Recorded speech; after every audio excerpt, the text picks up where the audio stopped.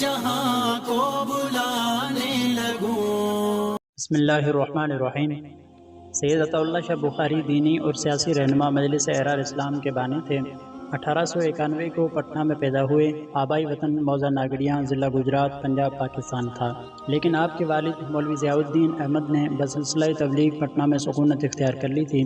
سید صاحب زمانۂ طالب علمی ہی میں سیاسی تحریکوں میں حصہ لینے لگے تھے، لیکن آپ کی سیاسی زندگی کی ابتدا 1918 میں کانگریس اور مسلم لیگ کے ایک مشترکہ جلسے سے ہوئی، جو تحریک خلافت کی حمایت میں امرتسر میں منعقد ہوا تھا۔ سیاسی زندگی بھرپور سفروں میں گزاری اور ہندوستان کے تمام علاقوں کے دورے کیے۔ اپنے زمانے کے معروف ترین مقرر تھے اور لوگ ان کی تقریریں سننے کے لیے دور دور سے آتے تھے۔ سیاست میں پنڈت کرپارام، برہمچاری، امیر شریعت اور ڈنڈے والا پیر کے نام سے معروف تھے۔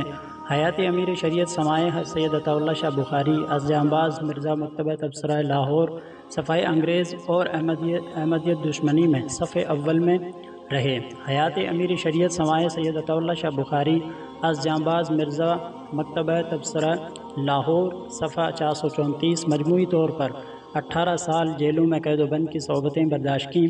1929 میں اپنے رفقا کے ساتھ مل کر مجلس احرار الاسلام کے نام سے ایک علیحدہ سیاسی جماعت کی بنیاد رکھی اور کئی سال اس کے صدر رہے۔ مجلس احرار الاسلام تحریک پاکستان کے شدید مخالف تھی۔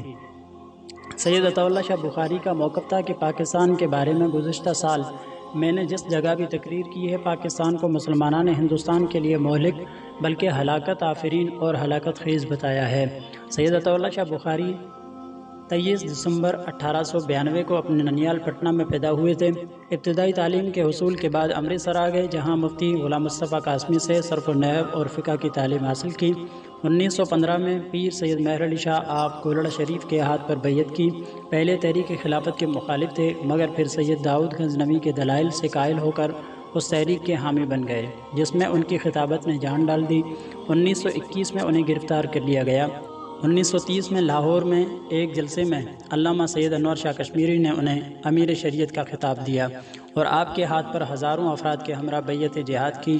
آپ نے تحفظ ختم نبوت کی تحریک میں بھی فعال حصہ لیا۔ 1931 میں مجلس احرار الاسلام قائم ہوئی تو اس میں شامل ہو گئے۔ سید عطا اللہ شاہ بخاری تحریک پاکستان کے مخالفین میں شامل تھے، مگر قیام پاکستان کے بعد انہوں نے یہ مخالفت ترک کر دی۔ سید عطا اللہ شاہ بخاری ملتان میں قبرستان جلال باقری باغ لنگے خان میں آسودہ خاک ہیں۔ آپ شاعری میں ندیم تخلص رکھتے تھے اور آپ کا مجموعہ کلام سواطع الالہام کے نام سے شائع ہو چکا ہے۔ 21 اگست 1961 کو سید عطا اللہ شاہ بخاری وفات پا گئے اور ملتان میں آسودہ خاک ہوئے۔ کانوں میں گونجتے ہیں بخاری کے زمزمے، کانوں میں گونجتے ہیں بخاری کے زمزمے، بلبل چہک رہا ہے ریاض رسول میں۔